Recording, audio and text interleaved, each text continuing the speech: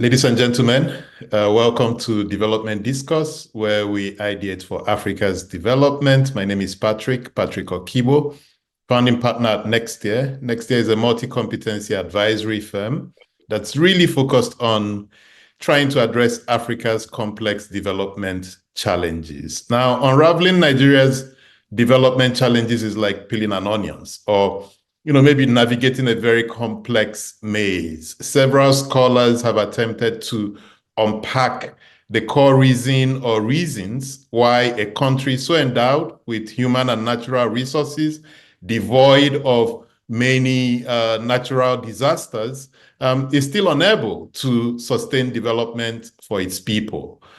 My guest today has been thinking about this question for over 4 decades. Professor Richard Joseph is a renowned political scientist and scholar whose work focuses on Africa's politics, democratization, governance, and political economy. He's particularly known for his very influential book, Democracy and Prebendal Politics in Nigeria, The Rise and Fall of the Second Republic, published in 1987. The work introduced the concept of Prebendalism, describing how state resources in Nigeria were appropriated by public officials and distributed as patronage to maintain political loyalty. Professor Joseph has a PhD in political science from Harvard. He's held academic positions at leading institutions including Dartmouth, Emory, Northwestern, UCLA, University of Ibadan, University of Khartoum. He's held research fellowships at Harvard, Boston University, MIT, Institute of Development Studies in Sussex, Michelson Institute in Norway, etc. He has devoted his scholarly career to studying politics and governance in Africa, with a special focus on democratic transitions, state building, state collapse, and conflict resolution. He directed the Africa Governance Program at the Carter Center from 1988 to 94, and coordinated election missions in Zambia in 91, Ghana in 92, peace initiatives in Liberia between 91 and 94. He's been a long-time member of the Council of Foreign Relations and received numerous fellowships and awards, including the Rhodes Scholarship, a Kent Fellowship, and a Guggenheim Fellowship. In 2002 to 2003, he held visiting fellowships at the United States Institute of Peace and the National Endowment for Democracy. He's a Fulbright scholar, he was a Fulbright scholar in France and a Fulbright professor in Nigeria. Professor Joseph, welcome to Development Discourse. Thank you very much, Dr. Okigbo, Patrick. And we've been trying to do this for a while, and I'm very glad that we're able to do this. So I'm ready. I'm here. Let's go. Fantastic. Thank you so much. Now, let's start with your most referenced book, Democracy and Prebendal Politics in Nigeria.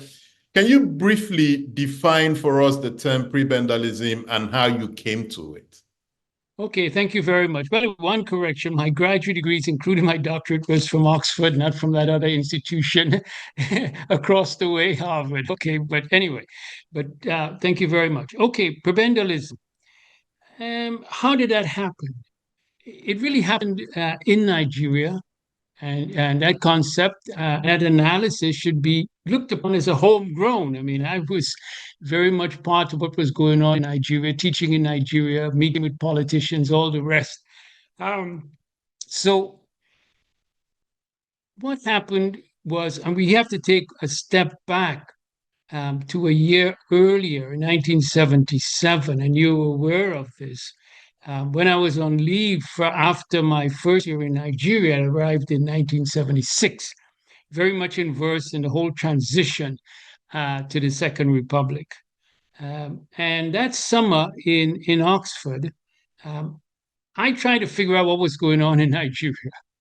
And I brought all the clippings and all the reports and details and studied them. And I was supposed to be doing a paper for a conference coming up. And this is when I wrote Affluence and Underdevelopment, the Nigerian Experience. And in fact, I just went back and, the earlier the first paragraph of that article. In fact, it was something I wrote after I'd finished it to try to put what did I say, right? And then you have the expression, my saying that this glorious future, I imagine someone who won a great fortune, and the glorious future of unlimited possibilities being constricted into a bleak vista of regret and recrimination. And in fact, when you chose the title Prebendalism and the Future Foretold, it was in fact saying what it is this guy was doing there. He was somehow seeing ahead based on what he was looking at. Okay, so that was 77. 78, I'm back in Nigeria. I'm following the return to civilian rule, traveling around the country. And I had long rides. And there was a moment, it's really an epiphany. Many scientists talked about a moment when things just come together. And what came together for me was the way in which I had seen Nigeria. I was now in Nigeria, so I was doing the same thing, right? Functioning, how do you get things done, and so on and so forth. Dealing with this, this oil boom. I've given it a name now, the confetti era. Confetti in the sense of what's coming down here. This is confetti. This is naira, and it was Free a hard money. currency, huh? Free Remember, money. yeah, that's right. You were just grabbing it up. Whoever could do it. So the confetti years, I was right in the middle of this. But anyway, and I was also teaching University of Ibadan. I put together the notion that I saw individuals acquiring what they needed in so many regards, using offices in that regard. And then what I saw was happening in terms of state offices. And I said, wait a second. And I remember getting back to my study at Ibadan and looking it up with Max Weber. And yes, this was this moment. I don't want to go into details, but this is going to be a learning process. So every Nigerian will be able to track all of this. And so this was notion of a patrimonial system back when the feudal era, decentralized. And there was this notion of a prebend. All right, and a prebend was an office. You held that office, and then you expected to run what all the affairs you need to from the proceeds of that office, and then you send some of it upwards. But it was this notion, and I realized, wait a second, this is what is in Nigeria. All right. Nigeria is a decentralized patrimonial system. The higher up you get, then of course you're more bonus. All right. So that notion that I now developed. I have Nelson Casper, my colleague from Dartmouth. This is State and Class in Africa. This is where it first appeared. It was a journal, but this was all right. And here it is. I wrote on class, state, and Prebendal Politics in Nigeria, 1983. All right, taking a deep breath now. So, was the sense that first of all, Nigeria was building a republic, but it was building a republic on crumbling stones underneath the foundations of that republic could not sustain what was being built in the case of this constitutional republic in a very complex country. And then you have these practices, which I realized were so ingrained. In fact, Professor Samuel Yovbari, I think it was, who said, when it came out, he said, we are all prebendalists, right? So there was this recognition of it. All right. So fast forward to today.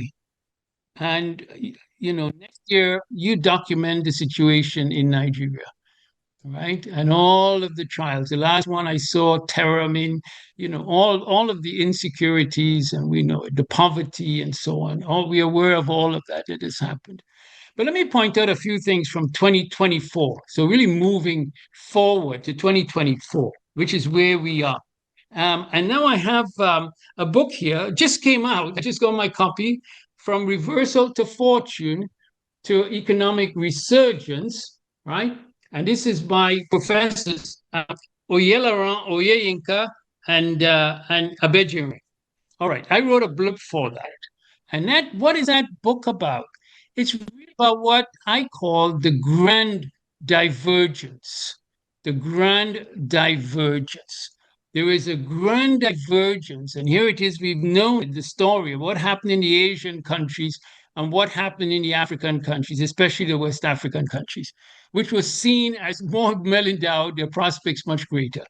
And then in the 60s, this grand divergence started taking place in terms of wealth and income.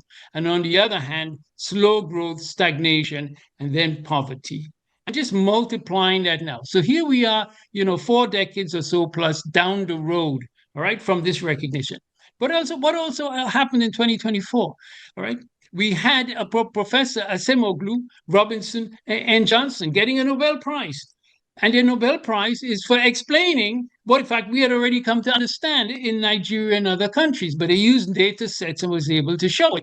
Basically, this fundamental difference has to do with governance and with institutions in terms of these countries. All right. But what else happened? The people in Nigeria have themselves come out and bad governance.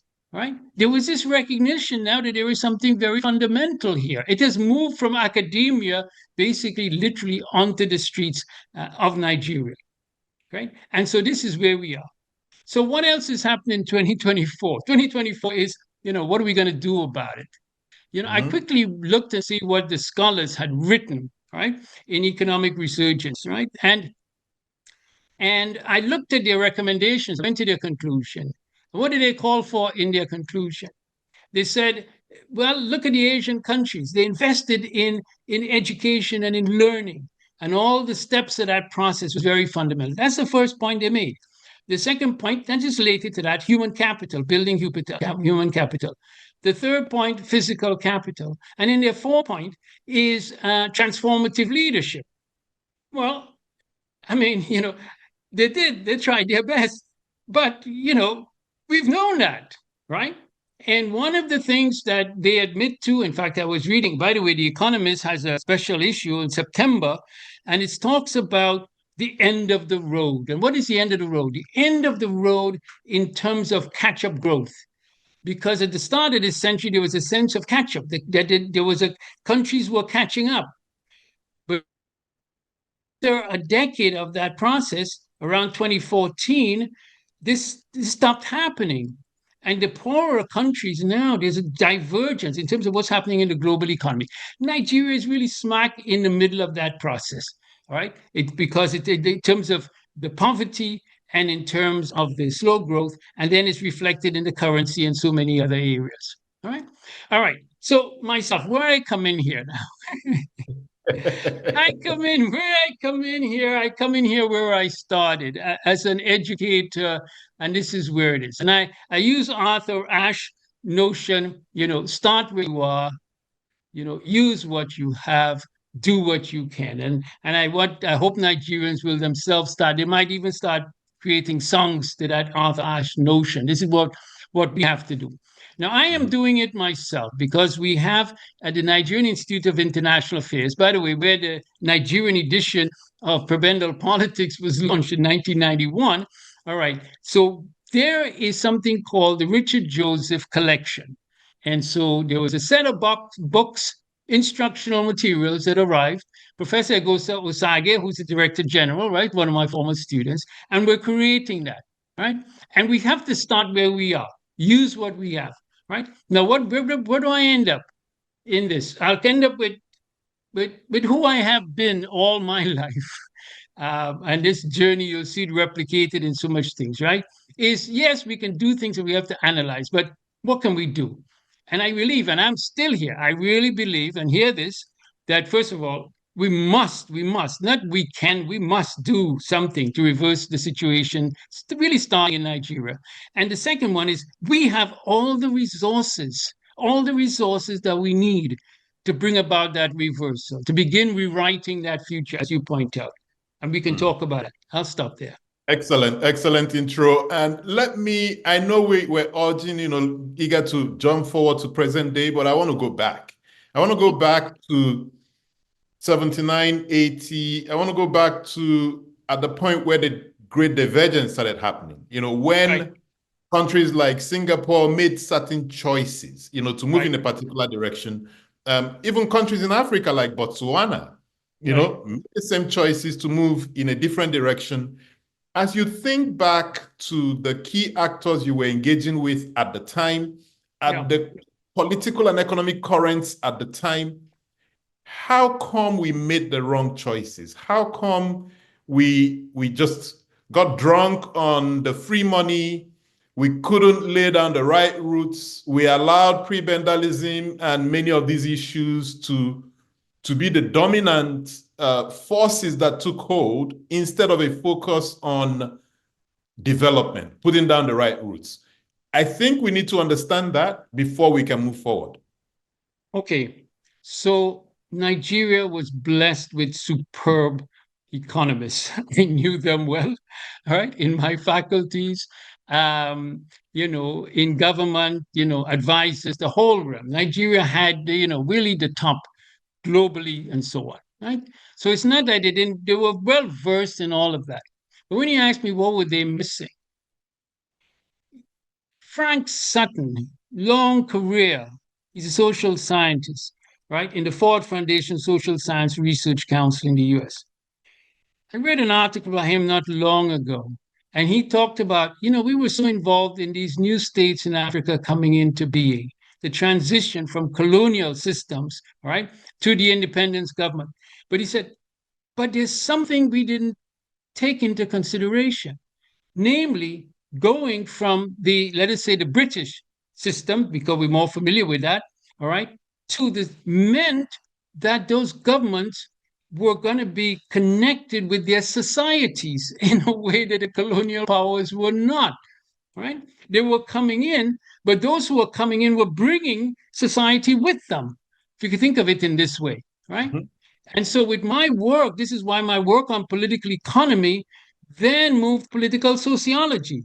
So Prebendalism is really having to do with it's a political sociological explanation, linking up the state, the offices of government, to the societies and the nature of the societies and what went on in those societies. You get my point? So when you said they didn't miss it because, well, they were living it, they weren't seeing it. But you had this guy, coming in from outside, himself also a colonial subject, right, in the middle of it. And then who is able to say, hey, wait a second, right? What is going on here? So I will stop there. What they missed was that.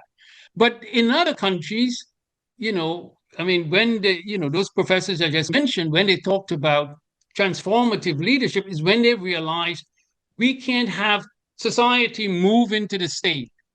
We have to be able to use our positions in the state to undertake certain kinds of directions and developments, make use of that period of authority. And that did not happen. And this is why the Nobel Prize winners, they're doing it because they recognize these countries did something, right? And we could identify that one is because we have data sets to show us the differences. I'll stop there.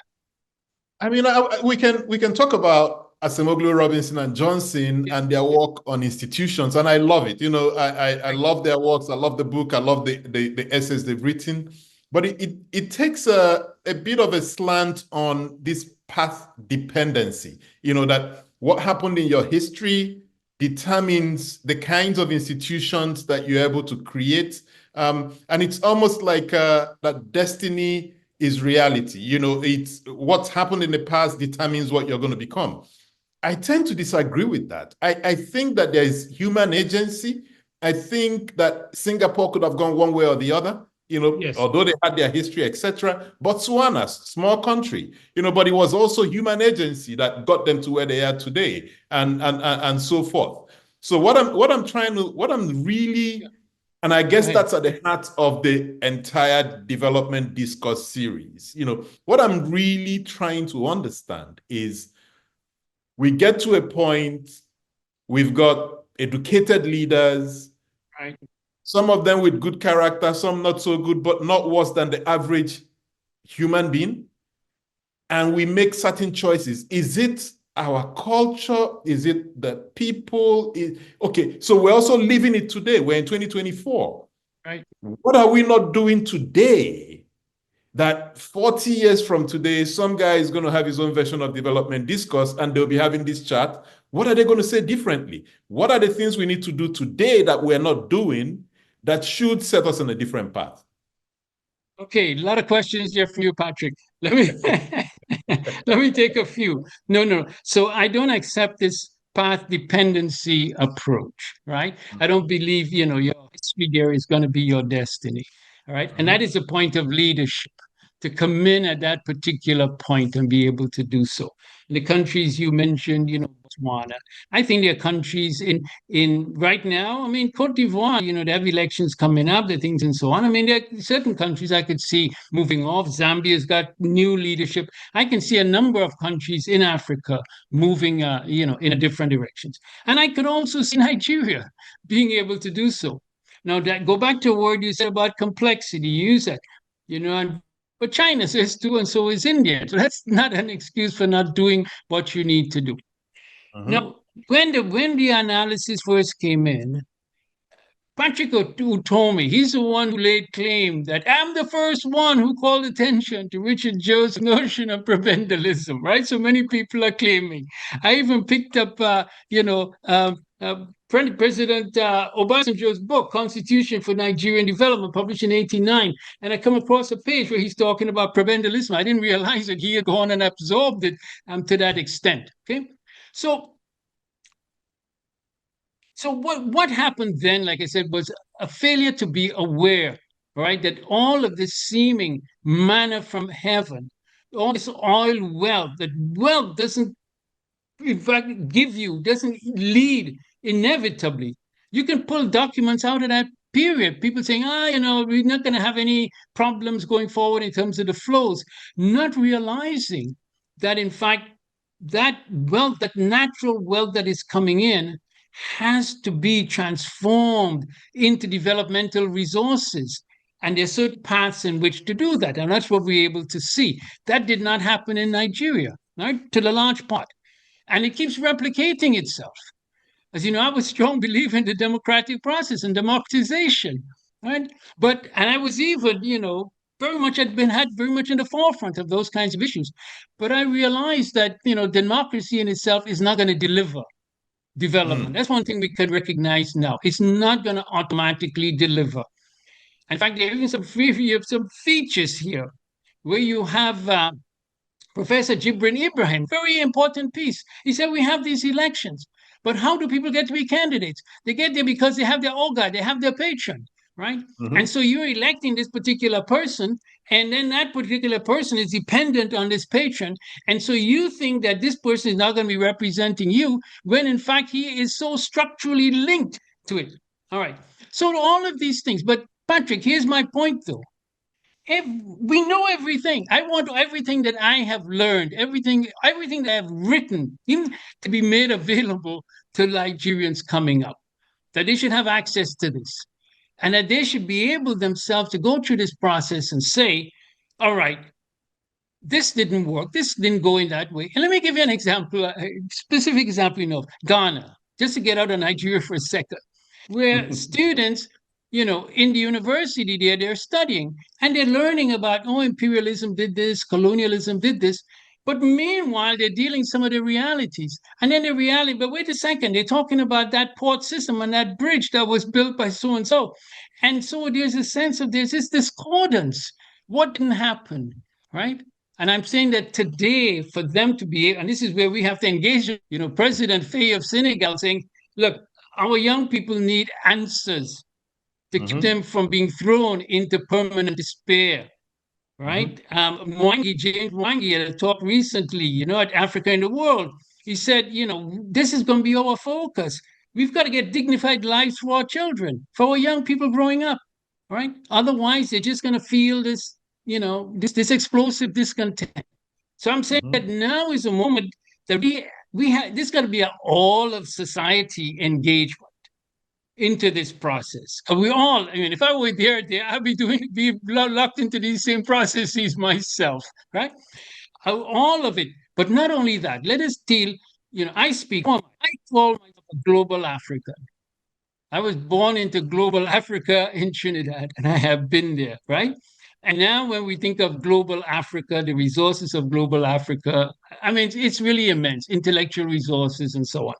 And so if we could find a way now, through the learning and the knowledge process, and out of that begin, to use your term, reinvent Nigeria, rewrite that narrative, get that process going. I think this is going to be it. We have to say to the leaders, I'm using Thunberg's, the Scandinavian woman, you have failed us. You have failed us right across the board. I'll also say to academia, you have failed us, right?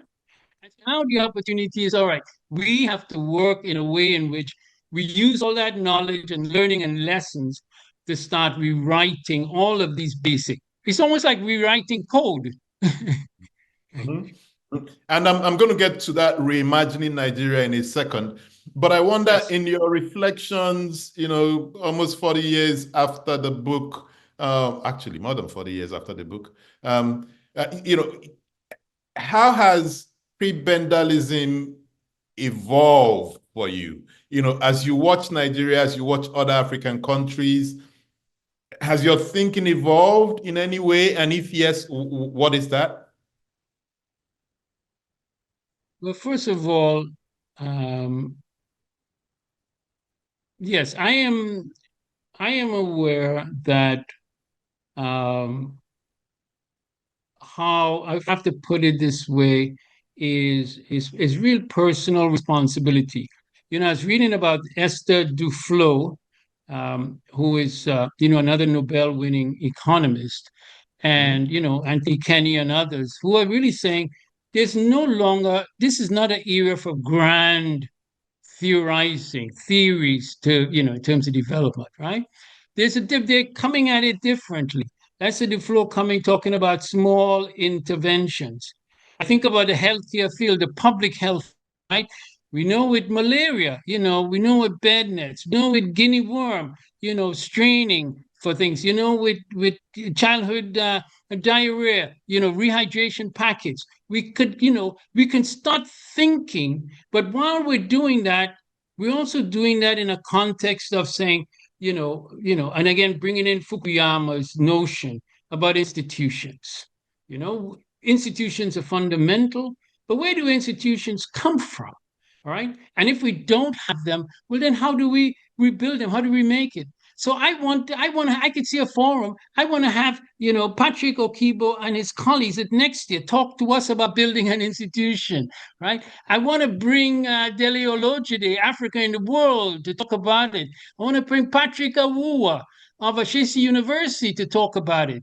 I want to bring people from Asia, right, who've been looking at this, bring islands, all right, bring us all in and say, okay, let's talk about this. In other words, how do we rethink, build institutions, because we all know that's central, but how we do that in the current, in today's era. And by the way, let me just add what's going on in the United States. We have a period of time here because we have some very, very strange, things are happening in Washington. Highly. We don't even know what this is all going to mean, right? But also, it means that they're not much interested in Africa. They're not much interested in these development issues. There are people who are, and Zainab, had a wonderful program just a few days ago talking about the Yesterday. Trump era. Zainab Usman, right? Yesterday. And Yeah. Africa, so Mhm. bringing people together. So at that level, but we don't know what. So I think there is a moment now when all this crazy stuff is going on. Some of it pretty frightening in terms of Europe and the wars and so on, but an opportunity to say, okay, we can't look to outward. It's not going to come from aid. It's not going to come from some major development policies and so on. We have to have an ingathering now. This is a new ingathering that we have to undertake, all right, and take everything and to move forward with it. Mhm. After that next moment, and that next moment is here. Get to that next tier. We have to do it. Interesting. And I mean, you're touching on all the right points. And in terms of convening to share Yes, some of, I'm excited that we're going to be at the Africa Studies Association conference, later in December, and I'm doing the right. panel with you. So I'm looking Yes. forward to that. And again, because you mentioned Zainab, it's got me Mm. thinking about her book, Economic Diversification in Nigeria, and a scary point she made in there. She referenced, Haju Chin, who said that maybe because we did not build up the types of learning that we should have in the first, second, and third industrial revolutions, maybe Africa has missed the boat. Yeah, that some skills we should have picked up that we didn't pick up as we head into the fourth industrial revolution, we may be lost at sea. How do you respond to that? Do you have such fears? And if yes, how do we move forward from here? Build new boats. I mean, and I'll give you a specific example.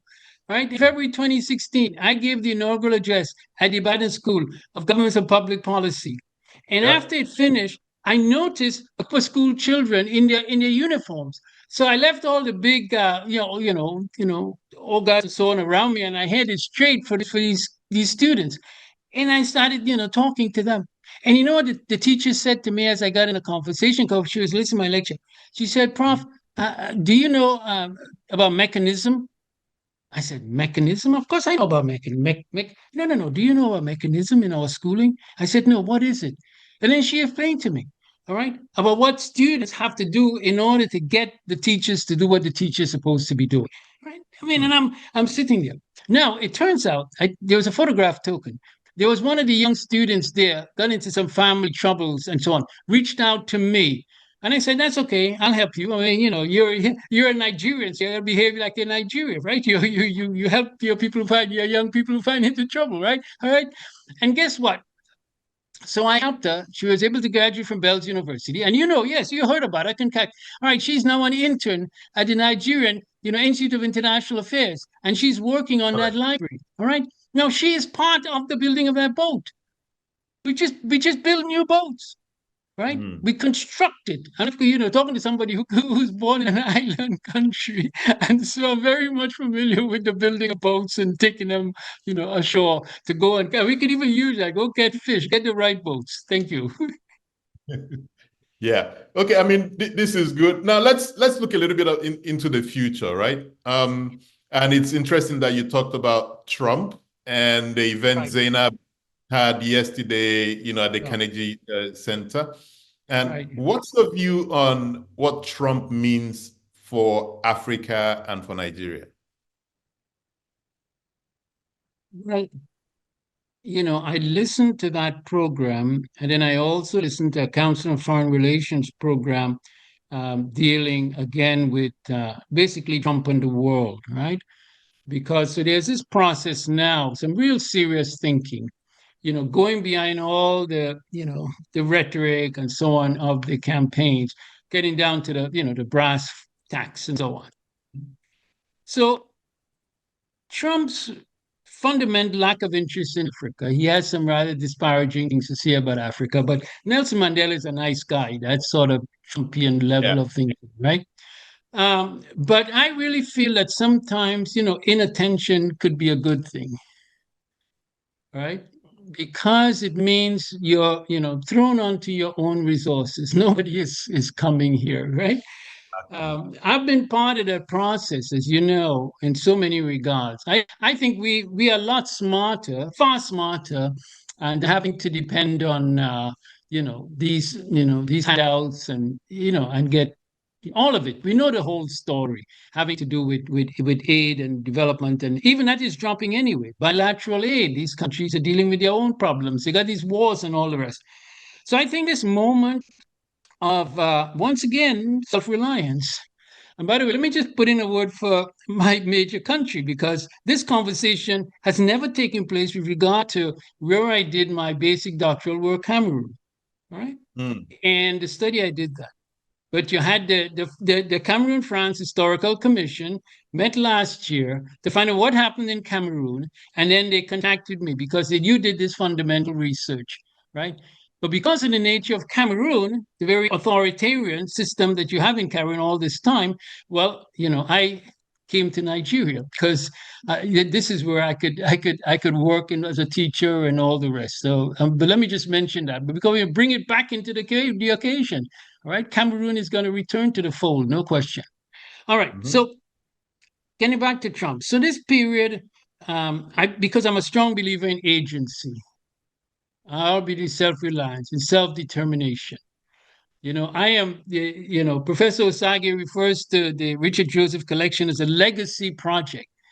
Well, there is Jonathan Holloway, former provost of Northwestern in 2018, when I asked him, what is this, making me a emeritus professor? What does that mean? He said, Richard, now it's about the journey and the legacy, right? Mm. And this conversation here combines the two, your journey and the legacy.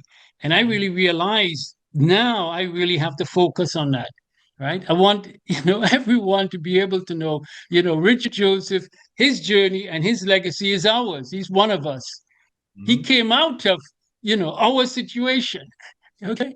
And so, we're going to engage with him and engage with others in that kind of a way. So I really see Trump. I mean, it's terrible, a lot of it going on, but quite frankly, I see it as a moment of opportunity for us.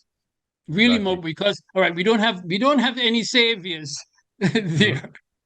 Mhm. And I agree as well. And I think, aid is good. Aid to Africa is fantastic. But I think it also kind of infantilizes the people. There are things we should be able to do for ourselves that Right. we're not doing because we're expecting that some white knight is going to come flying in and, slay the dragon for us, which never happens. So Right. if Trump is being transactional, maybe that's good.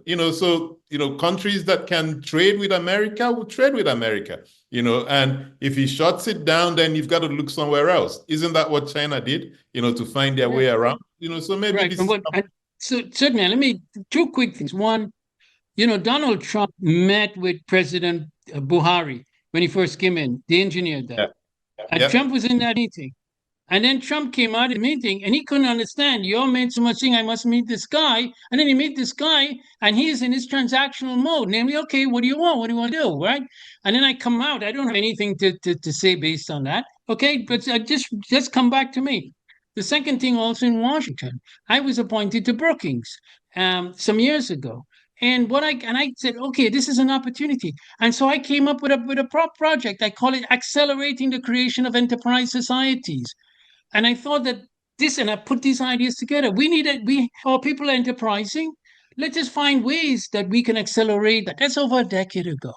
All right. So I'm saying to you that anybody that says, no, no, no, we're not coming to help you, and we figured, okay, we're enterprising people, we'll figure it out, and we're going to get the resources we need. And then if you want to transact, we will transact. excellent. Now let's move to the subtitle of our discussion, which is reimagining Nigeria. So Yes. again, we know what the problems are. We've seen these problems. We've lived with the problems. Can you whiteboard for us, blue sky, what could Nigeria become? More importantly, what are the building blocks? What are the things that must be in place for us to actually realize that new Nigeria? Mindful of what you know of Nigeria. So it's blue skying, but not totally blue skying. So Well, within the limitations of our challenges, what can we do? okay, certainly. In less than a month, we're going to be together in Chicago. We have our roundtable, and that roundtable is about collaborative learning, right? And the post-colonial predicament, all right? And I think we're first of all, coming to grips with this post-colonial predicament. Achille Mbembe and others written about that, and we must be aware of it, okay? All right. The building blocks, no surprises, every single one of us, every single one of us. I have this notion, I call it reversing the pyramid. In Nigeria, the reason I say that is think of it, Nigeria's had an upside down pyramid. Whatever goes down trickles down to a very, an elite. It's a very elite system. And then what happened? Your pyramid is upside down. And so the tops of the pyramid, where most of the people are, that gets drained of resources. So we have to reverse the pyramid. When President Tinubu some years ago, he was talking about school meals for every Nigerian child, right? But we have to see that. So that first thing, the building blocks are really our people. Mwangi said we want our young people to have dignified lives, right? And so we have to think of each quota, each one of them as being able to get what they so needed. I mean, this was so much part of the anti-colonial struggle, and even with the Wololo coming in, freedom, all of these kind of ideas is still there; they haven't gone away. So that's the first thing, right? Investing in each one of us the quality of life and so on that we have and the responsibility we have to that. That's the first thing. The second one is, we have to, there's a learning, there's bad learning that takes place of how to get ahead, how to make it, right? And young people get this in Nigeria and they take it with them. I know it. I know it from private universities in Africa where they have to deal with this issue. I have had to deal with it in the US in my classroom when it is, don't bring that here, right? No, there's certain patterns of how you do it. And namely, how you succeed is to become a good Brandalist at every level. And we have to change that. And we have to be able to mobilize, our societies, our faith groups at every level. One of my colleagues at Jamaica, he started a program in Jamaica called Integrity, all right, of going into the schools. His name is Trevor Monroe. So we have to be able to do that. That sort of relearning that is taking place, And if families believe, oh yes, our children need to be able to operate the system in order to get ahead, there's so many levels of intervention in which we have to operate. But the also thing, let me just end there. Example. We have to show example. Every single institution that we create that function in a certain way, there's certain kinds of laws, efficient and produce, every single one of them becomes a demonstration. No, you don't have to do it this way. Come, we can do it differently. So I understand that age has taught me that things take time, to take root. When I was much younger, I thought there was some kind of silver bullet, that all we had to do was find it and we, flip the switch and it will work. But I think with a population median age of 18.1 years, the people we're talking to are really young and they're not as patient as age has cowered me into becoming. What can we say to them? What should they be doing? So they've tried end SARS, they've tried end bad governance. Some may be disillusioned that engagement may not solve any problems or lead Nigeria on the right path. Are there some great insights for the young people, for civil society maybe, on how to navigate this maze that we're in? Okay, so exactly, Patrick. So, when Bola Ahmed Tinubu became governor in Lagos in 1999, I went and saw him. We had a conversation, right? And he knew my thinking. I had a similar conversation with President Obasanjo when he was it took a lot of work getting to him. So I've gone straight. And I said to him, to Governor Tinubu, look, I said, why don't you have some of your people work with me? He said, okay. And then he told them, look, get in touch. You follow up with him. And then there were a few exchanges and then it peters out, right? And I was all set. And I was going to take leave for a couple of years. Let me tell you, I was going to take leave for a couple of years. I was going to ask Governor Tinubu, give us a section of what you're responsible for, a small section.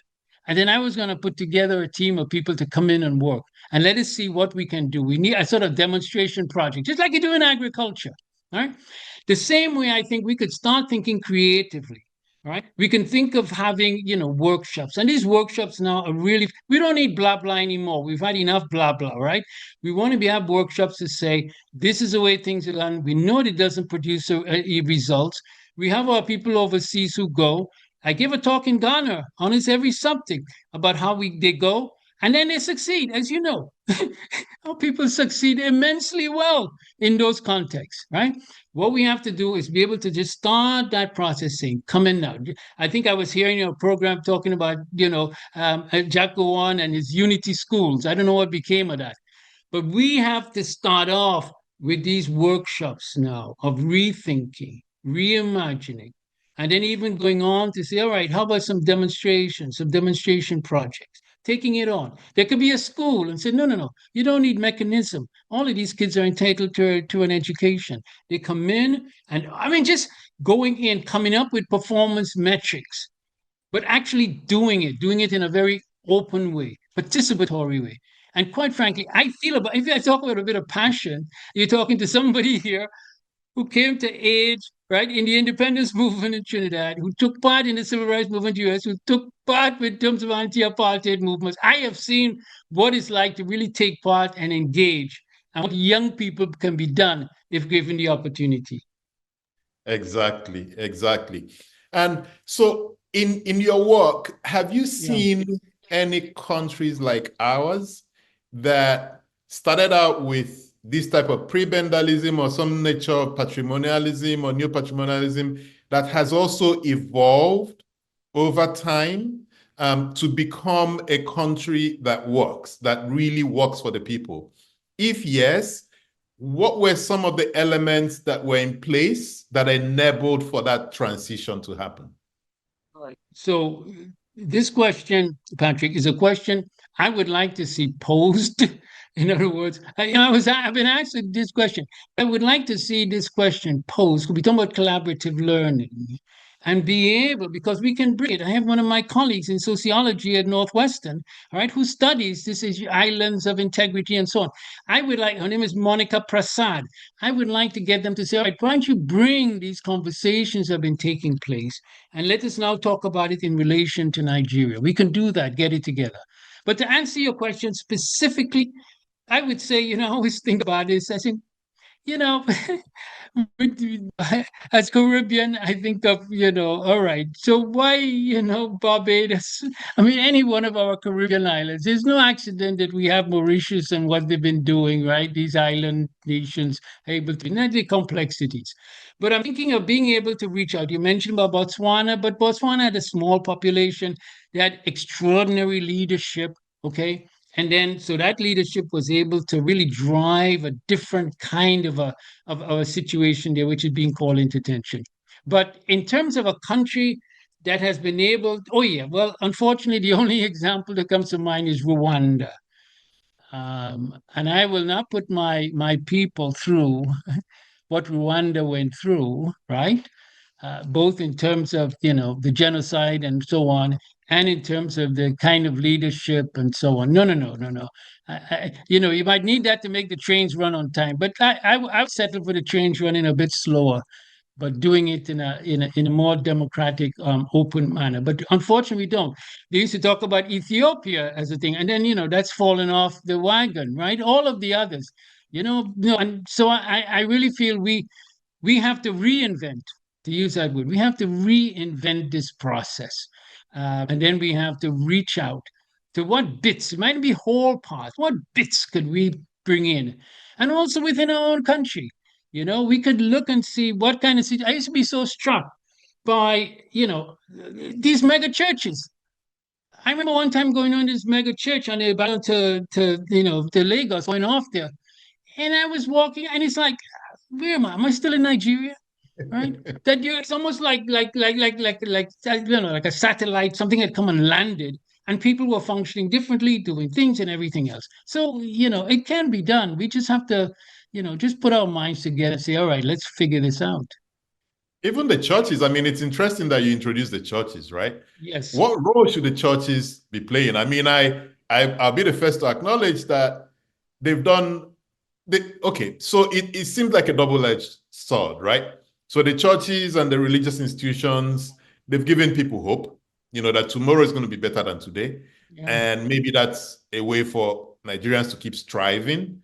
But Right. that also kind of numbs the edges, so if you believe that some kind of miraculous thing is going to happen and make tomorrow better than today, it removes agency from the person, to say, I've got to do something to fix my government, etc.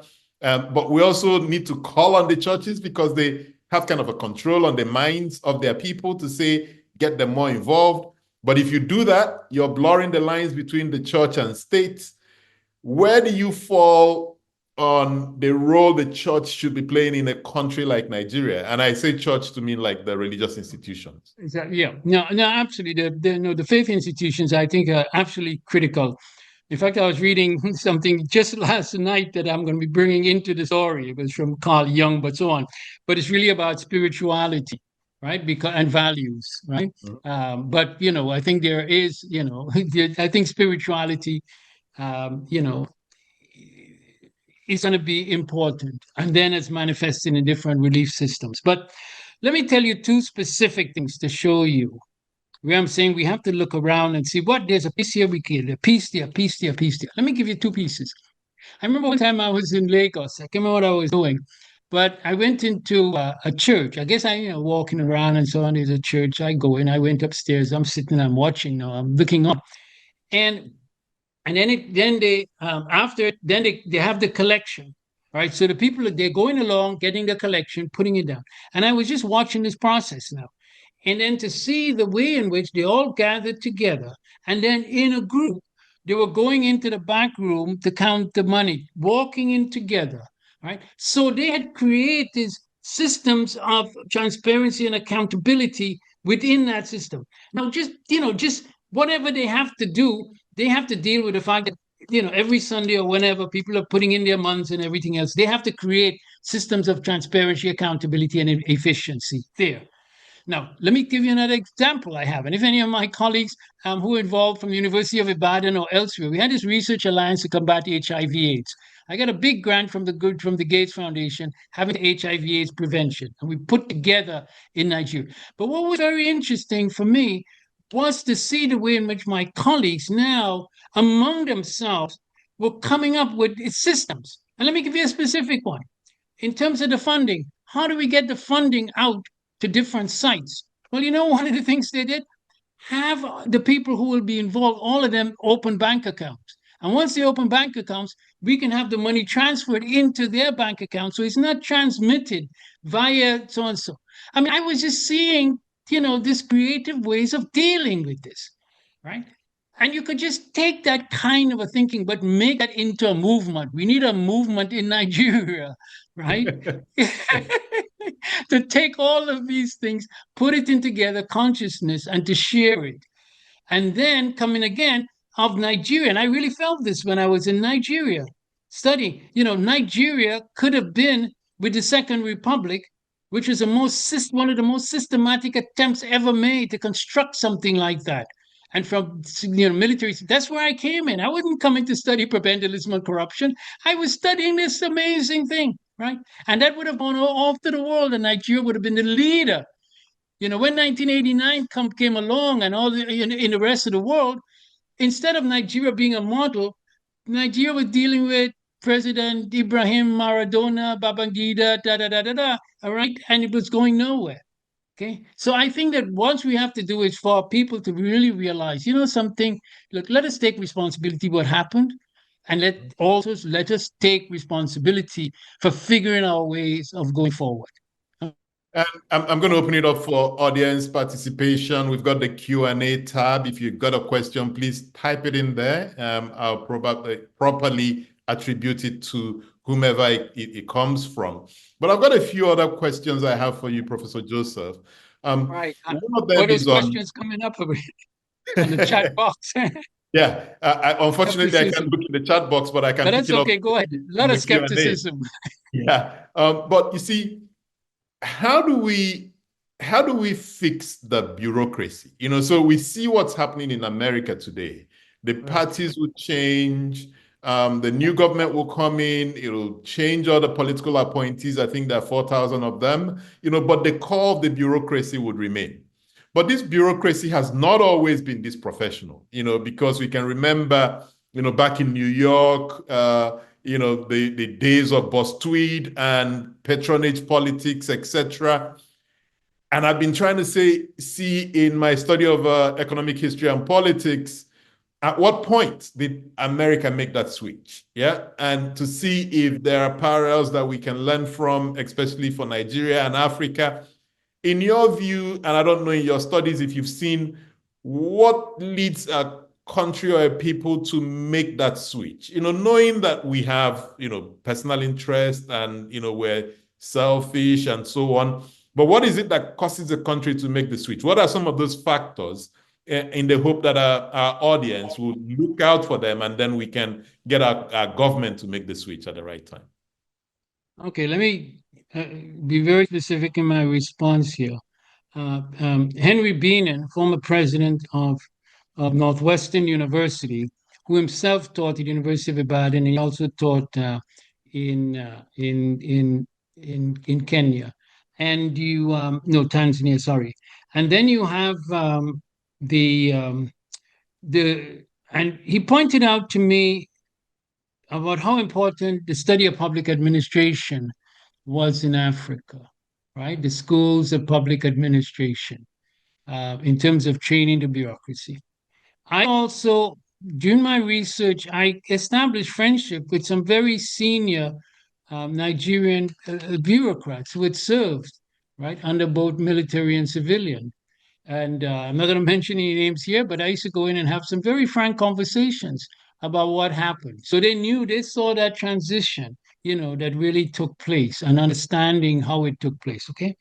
And so I feel that, with the bureaucracy is that being able to really think through. We've got all of the theories and notions and so on of a bureaucracies. We could bring people in terms of training of it. But there are two key elements we need to add on to that. All right. First of all, in terms of the political leadership, I mean, our political leadership is really going to be really key because we're running a democratic system. We're going to continue to be running a democratic system. So that political leadership is going to be key. But the other thing is an enterprise society, right? A society now in which people, are really using their talents, to go and, get involved in enterprise. Don't turn the state into an enterprise, right? That is, Cameroon, I was reading, but these are countries, you go into the state, you go into the offices, you turn that into an enterprise. No. And this is why we need an enterprise society, right? I think absolutely important. So the training, yes, the training is there. It could be done over and over again. We need the leadership coming in, the enlightened leadership. I'm going to make my mark, right, in certain kinds of ways, according to certain metrics in terms of what I'm going to accomplish. But on the other hand, we need to build an enterprising society. We need it. It's not, I used to belong to the very progressive ranks, and when I had to put that all aside, I told you my moment of turning, in Oxford was realized, no, guys, that is not going to take us where we are, because this is how the state functions. You're not going to function any differently under what you're dreaming and what there is now. All right. So I think I'm giving you those are two elements. And then getting back to this demonstration, you are actually sitting and what you are building, right? Demonstrate that this can be done. It can function on this global level, right? And there's no reason why we can't continue replicating that, creating these islands, of efficiency. So they become the reference points within our societies. Hey, how are we able to do that? How was Patrick and his colleagues able to do that? I remember when I was first brought to meet with you and your colleagues, right? Abimbola Boluaje brought me, hey, Richard, you got to go and meet these guys. Okay? And so I've been able to see what you've been able to do. Thank you, thank you. And it was a really interesting session. It's probably 6, 7 years now, but very, very interesting session we had with you. I've got a question here from Joshua Ode, and his question is, and I guess he's a young man, change is gradual. How can young people get into the political space in order to make a change? How can young people phase out the older ones? So maybe some thoughts on how young people can get more involved in the political process. All right. So very quickly, I wouldn't, I'm not going to answer that one because I'm not thinking right now about the political space, because that political space has become, unfortunately, so skewed and corrupted, whatever. All right. I'm not saying it's important, but I'm not thinking of that.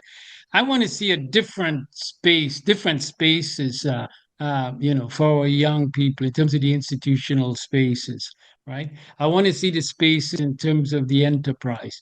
I want to see the spaces in terms of us creating, sort of workshops and forums.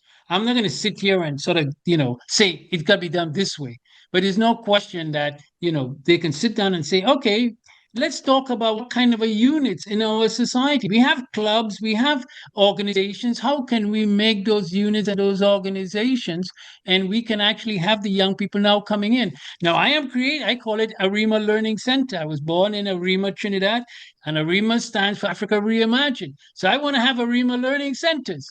And I would like to find, in addition to the collection being built, I would like to see Arima Learning Centers where young people could come in and we can talk, and they would have access to all of the thinking and so on. And we can start that issue. We can change our reality. They can change your reality. And I thank you for that response. And I agree with you. There's stuff and work to be done in the political space, but there's also a lot of work that can be done in the enterprise space. In fact, yes, indeed, the more we grow the enterprise space, the more we grow the middle class. And it's that middle class that can actually do effective work in changing our politics. But I have a question here from Professor Oyewole. Prebendalism has thrown up strong leadership and weak institutions in Africa, especially Nigeria. And these leaders are now so powerful that it seems difficult to replace them and their cohorts. What can we do to ensure the reimagined nations are constructed because the present leadership are busy preparing for the next election rather than building the new generation? So what can we do today to ensure that these reimagined nations are actually constructed? Okay, let me jump right in. When in March of 1977, they had the conference on the draft constitution, and thanks to Professor Bolaji Akiyemi, I was invited. Not only that, I was the lead-off speaker. I'd only been in Nigeria a year, and I was speaking on the directive principles, right, and accountability. So coming back to that question that was asked here, that this notion of use the term strong leaders. I don't necessarily see. You're not a strong leader if you can't build a strong institution. Exactly. Right? My definition of leader is somebody who could build a strong institution, around him or her, right? Otherwise, what are you doing? Yeah, you could be you could be a flamboyant leader, and you can have a lot of packets of I don't know, Ghana go bags shuffling around and so on. But that's not about strong leadership, right? So, strong leadership is Franklin Delano Roosevelt. We know what a strong leader does and what that person is able to accomplish, right? And the other thing I want to say is, and it goes back to the other question I was asked.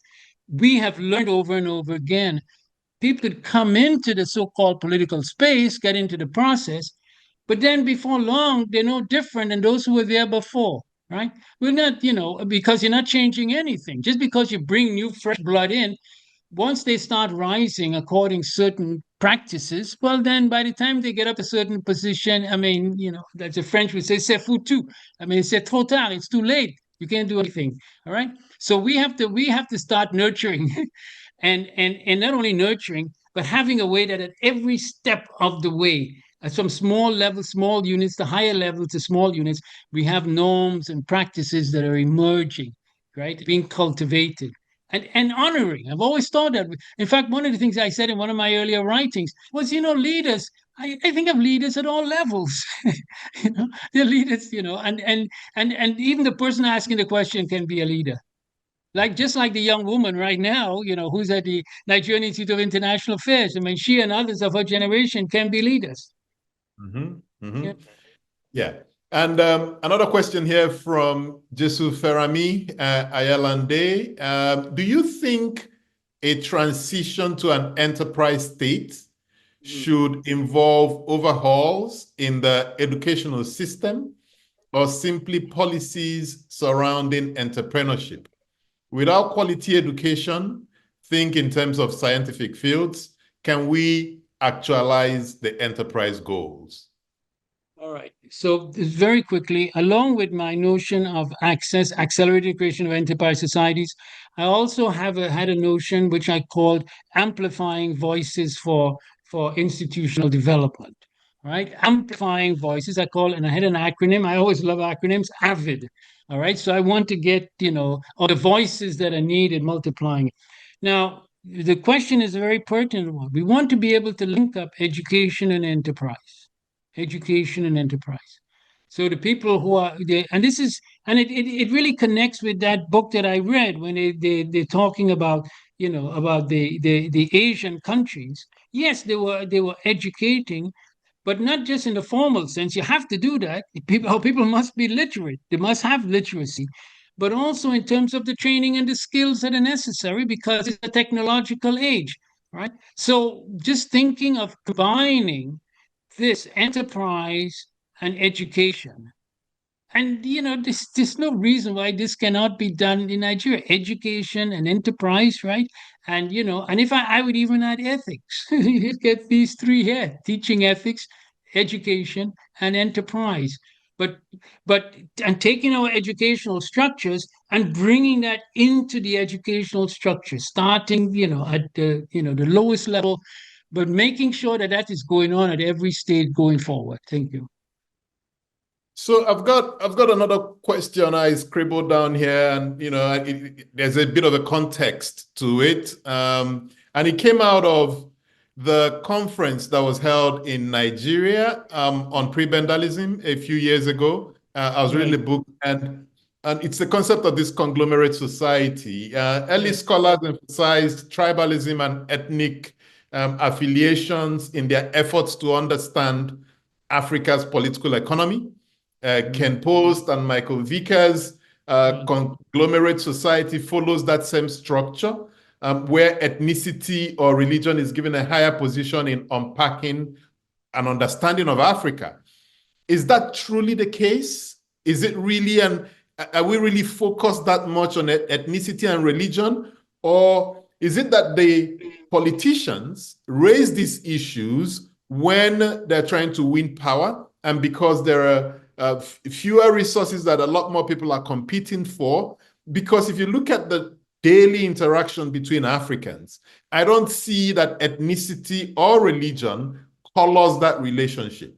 And if my premise is correct, then shouldn't there be more talk to de-emphasize ethnicity, tribalism, religion, and focus the issues where it really is, which is, this is just a bunch of politicians who have nothing better to offer the people, and they're pushing us down that tribal path. Just a last comment on that. If we look at the elections in 2024 in the United States, it was also tribal, but nobody emphasizes tribe in discussing American politics. So it doesn't take on a physical form. It's there, but it doesn't take on the kind of presence it does when we discuss Africa. Okay, boy, so much to do there. This is why, I got to get my airline ticket, get back to Nigeria. I never wanted to leave, tell you the truth. In 1979, I need to get back, all right? And so I could engage with all of you in these issues. So let me go through a few things. First of all, yes, in terms of the American election, what is normally talked about is tribalism, political tribalism. We saw that emerging, kind of appeals that were being made, the sentiments that were reading do that. There were, appeals not dealing to people's rationality and intellect and so on. So yes, definitely that element is there. Secondly, on conglomerate society, if you go to Arch Library of Northwestern University, you'll see where I started working on this notion of a conglomerate society, the governance in a conglomerate society. I am going to go back to that because I realize I have to finish some of these writings and make them available. All right. Thirdly, in terms of issues of ethnicity and religion and other, identifiers that we have in our society, one of the elements of my work in terms of prebendalism was connecting this mechanism that I saw about accessing offices to Nigeria as a plural society, plural in the sense of, these, areas of affinity, of self, of identity, of culture, all of those dimensions. I'm putting those two things together. All right. Now, there is no reason whatsoever that Nigeria cannot continue with a lot of the positive values of a plural society, right? I mean, this is something that is intrinsically a benefit, right? Exactly. So I don't have to, but what we want to be able to do is to be able to combine, these two simultaneously, right? In other words, people pursuing these identifiers, their cultural practices, and so on, the religious faith practices, and at the same time, the state, and the state is something that is supposed to be neutral, right? The republic, this is the res publica. It's a public, the all the people. And so the whole process, and this is why it's a learning process, a thinking process. How do we develop, strengthen the state as that constitutional, secular institution, that it does not, as it were, doesn't value one ethnicity or religion or so on, over the other, while at the same time being able to have flourish these cultural, identities. I mean, it is do that, and we could go and we can get societies and say, how are we able to do these things simultaneously? No, Nigeria's always talked. I have, I have. If you see here, Nigeria had so many meetings. This one is called Nigeria in Search of a Viable Polity. And if you look at the constitution, all of it was Nigeria recognizing, basically, we are a plural society, but we also want to be a democratic constitutional republic. There's no country in the world has done more thinking and reflection and so on about that. We need to now just go back to it, because look, whatever we did not work, but that means, all right, let's start again. Let's rethink. And maybe along that same line, along all of that thinking that's been done around how do we deal with our pluralist state, there's a question here from Imoleayo Daramola. Please, Professor, what critical steps are required for Nigeria to break free from prebendal politics? So I don't know if you've had time to reflect on this, but what are some of the steps we should be thinking of to break out of these chains? All right. So Imuleayo Daramola, she did not identify herself, but she happened to be the young person I was talking about a little while ago. Oh, And interesting. her generation, she snuck in there. So it's her generation which have access. They will have access to all of these ideas. And with the end bad governance, and going back to the end SARS, was important because it was looking at what is this essential function of a state, namely to provide security, right? And in the form of that force. And you can go back to see where this, I'm even looking at my fella Ransom Kuti this morning, overtake, overtake. When, fella that, a police station now be banks. Okay. Exactly. All right. So because this is what NSARS are about. That they're supposed to be carrying out the law, and they're not supposed to be forces of oppression and exploitation and all the rest. All right. So your generation have the opportunity now, as long as we provide the resources and we provide the context, for you to be able to say, okay, we have to live this ourselves. We know this at every stage of the way we know it. What I call a toll gate society is another term of use. All right. Given an opportunity, you put down a toll, you put your hand out, somebody pay you for you to lift the toll, right? And this is not developmental, it's anti-developmental. And your generation, frankly, we don't have the answer, but we can work with you on how we actually obtain the answers. And I think your generation have to say, well, listen, what professor wrote about, they said for a future foretold. Well, that future is our present, right? Mm, And so how do we take it forward? And let me just add one word about this. In Senegal, years ago, they used to use the word futureless youth. This was good, 15 more years ago, referring to futureless youth. All right. Today, the president is saying, our young people, we have to come up with answers so they're not thrown into permanent despair. All right. So the answer of how to get beyond prebendalism is how do we start practicing what we could understand is a different way of doing things. All mm, right. Let's come up with there's a different way of doing things. We can understand a different way of doing things. We can bring in people who have succeeded in England, in the US, and other places. Come in here. You function in other society. You don't have to bribe people to do this, that, and the other. All right. Let us come and talk about how we could bring that home here and how we mm, can look within our society to the institution that don't practice on that basis. Interesting. Going back to transformative leadership, we want to be transformative leaders. You have to think that we want to be transformative leaders. And so let us get what we need to be able to be that, right? Excellent. Here. Excellent. Excellent. Let me add another phrase to your vocabulary. So in Senegal, they say futureless youth. We had a president that called Nigeria's youth lazy youth. So maybe that's another addition to your lexicon. But I've got two questions here that I want to combine. Go The ahead. first is from Dr. Brown Odigie, and it's going to be fairly long, but you get the gist. Okay. Can democracy actually deliver on development? Across Africa, people, especially the young, are disillusioned about the current brand of democratic governance. This was the major research area that Professor Claude Ake was focused on.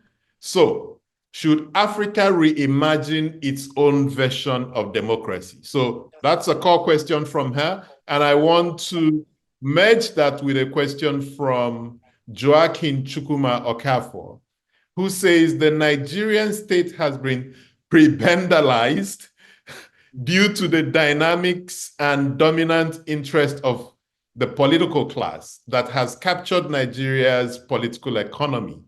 Professor Joseph, I want to ask, is it a problem for the military to take over power in Nigeria in respect to cases like Mali, Burkina Faso, and Niger Republic? So, first question, can we reimagine our democracy? Second question, since the democracy is not working, what is wrong with the military taking over? All right. Let me start with the last one because it's the easiest one. The military is not a route. I use the term, dismal tunnel. During the military era, Obafemi Awolowo wrote a piece about the dismal tunnel, that, taking Nigeria into that dismal tunnel of military rule. And it was recognized. And I use it today to refer to where Nigeria is in terms of the predicament. It's a dismal tunnel. So I don't think the military, we've learned enough, we've suffered enough from that military experience, knowing. And I just feel, it's really sad for those countries. And so many of them are former French colonies that have gone in that direction. And there's reason why, that happens. And that's a subject for another conversation. But no, that's not an answer for Nigeria. It's a path, into the abyss, quite frankly.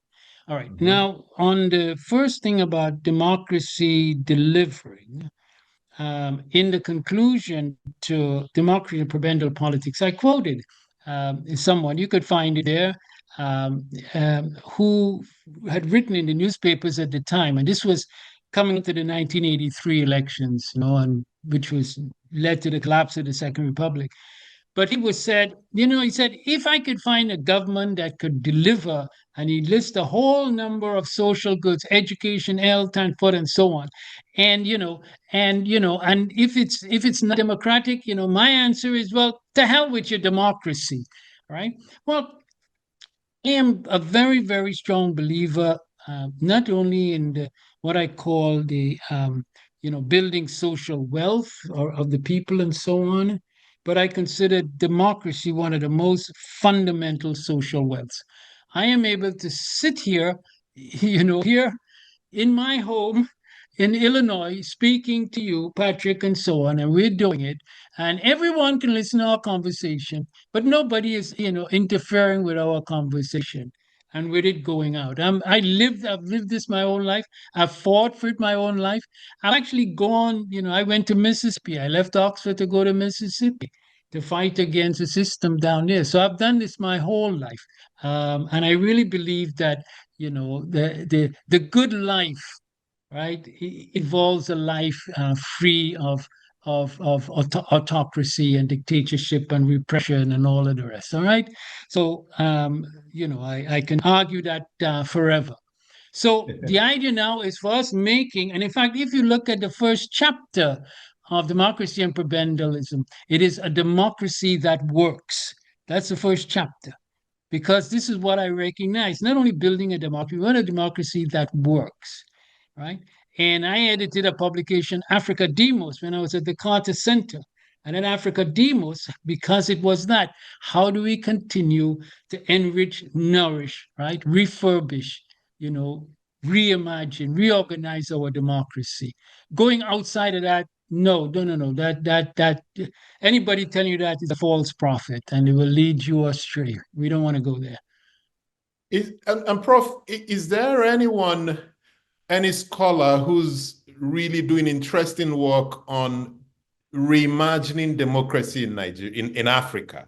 So we understand the concept of democracy, right, classical democracy as it's supposed to work, but there are certain forces and factors we're seeing in Africa today that challenge that notion.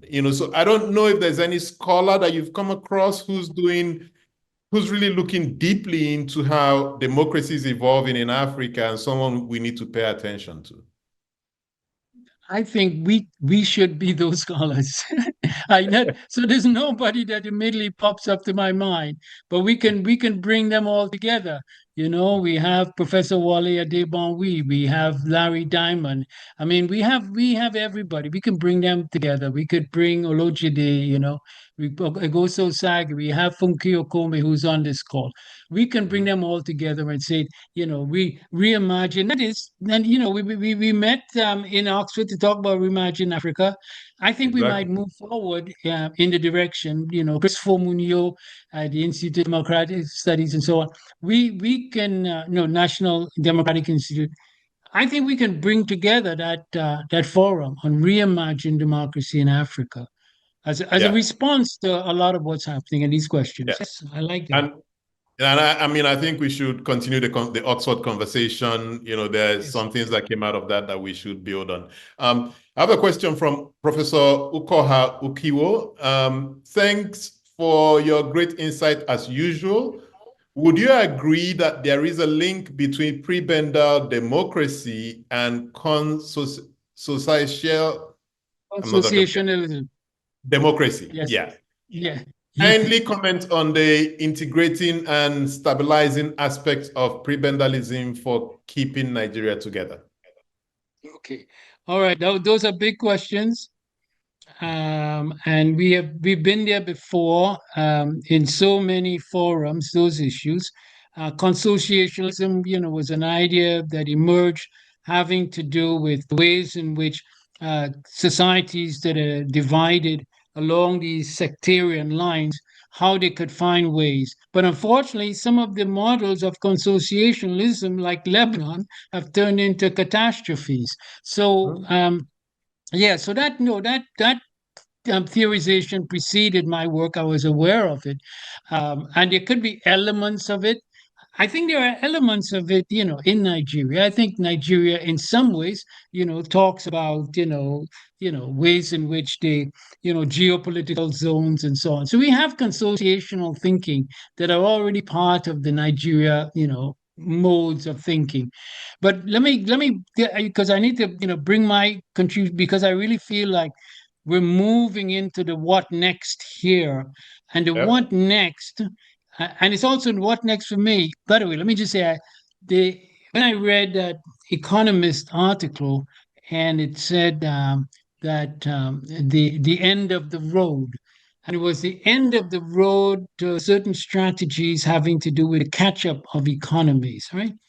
But I also felt when I read that it was the end of the road for me in a certain sense, right? Because you've taken me back to work that I did, 40 years ago, like you said. And who would ever thought, Sylvester Whitaker, who wrote the Nigeria, when he saw the manuscript of my book, he said, yeah, this is wonderful. But I wonder what the shelf life is going to be. This is way back. Now, here we are 4 decades later.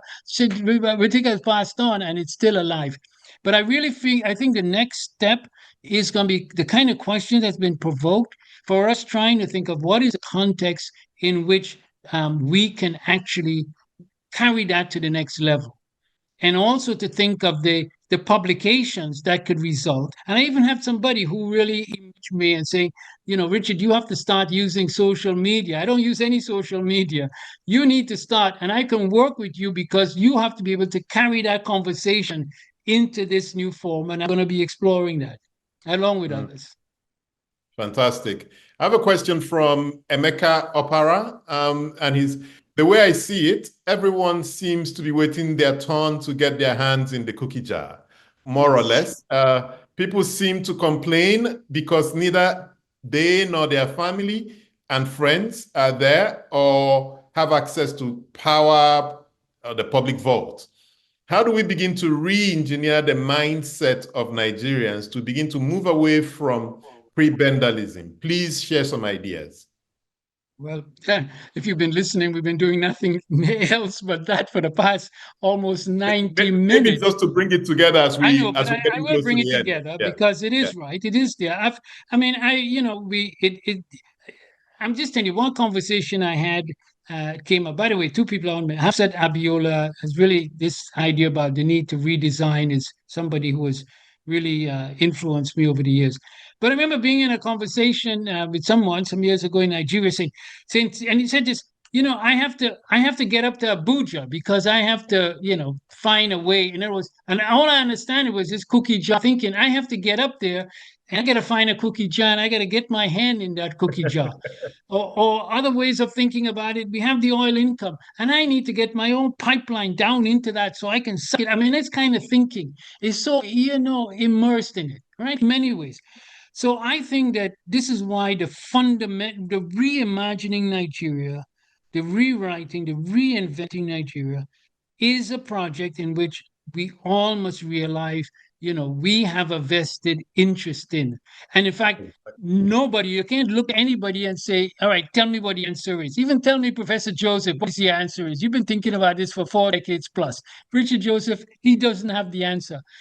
He has, just like President Faye of Senegal has said, we have to come up with answers so our young people are not thrown into permanent despair. We have to do so, including those young people who find themselves living lives. But I had to learn abjection, precocity. I didn't know those words 5 years ago, but those are the reality, and we have to find our way out of it collaboratively.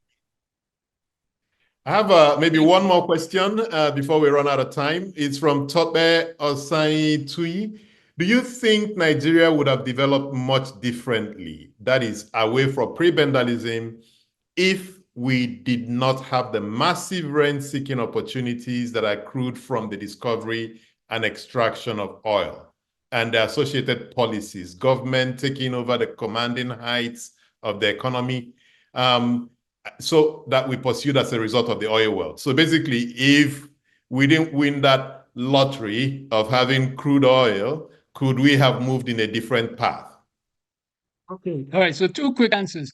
One took place at a meeting. I think it was here at Northwestern anyway, in which this question was asked, and my response then is my response now. When that discovery of oil was made in Nigeria, And you all know the name of the village, and they went and they looked at it, And I said, every time I think back on that, is that if they had the foresight, for anybody, they didn't have the time, they had the foresight, somebody would say, no, no, no, come, shh. And they would just go on and gather up, cover it all up. No, no, no, we didn't see that. Just cover it all up. Because Nigeria had agriculture, it had developing, and so on, right? So I'm just telling you my feelings now and then is that it was a curse on Yeah. Nigeria, and it took Nigeria off that path, no question. But you can still, you can still find ways to be able to use that productively. We take that. But let me just take one other last anecdote I want to share with you. It was in Washington D.C., and a name known to all of you is Nuhu Ribadu, and he was speaking. It's the first time I'd come, face to face with this man. I did what he was doing there with the EFCC. And I remember him saying to this audience that had gathered, don't you want Nigeria to be a normal country? A normal country. And I'm looking now, most people want him to say, what do you mean normal country? But and so anyway, but as part of that conversation, and I was speaking, and then somebody started criticizing me, and somebody jumped up in the audience. You said, you know what? If Richard Joseph was a Nigerian, I would tell him to come in and try to do this. In other words, there was a sense of Nigerians. I'll tell you one other thing. At the Achebe colloquium at Brown University, there was one of the speakers that come in. And I always remember he was speaking. And then he watch on his hand, one of those big heavy watches. And some of the audience called on him and said, where did you get that watch? Right in the middle of the whole audience, asking him. In other words, that there was a feeling. Listen, we're not fooled anymore. All right, we feel there is insincerity here, and that feeling is there. What our role to do is now being able to create the context, to create the opportunities for us to go from this discontent and this rage to some real constructive reimagining, rethinking, rewriting. We can do it. Professor Joseph, thank you so much for your time and for sharing so much with us. Unfortunately, we've run out of time. But just to say that my next conversation will be in 2 weeks' time. The theme is the trouble with Nigeria and how to fix it. It will be with Osita Chidoka, former Corps Marshal, Federal Road Safety Corps, and former Minister of Aviation, and currently the Chancellor of the Athena Center, a think tank in Abuja. And it's going to be on December 4th, same time. 2 weeks after that, I will have my last conversation for this year, and it will be an honor to speak with Professor Peter Lewis on reinforcing the guardrails, institution building, and Africa's development. So ladies and gentlemen, thank you for making time to join us. And Professor Joseph, thank you so much.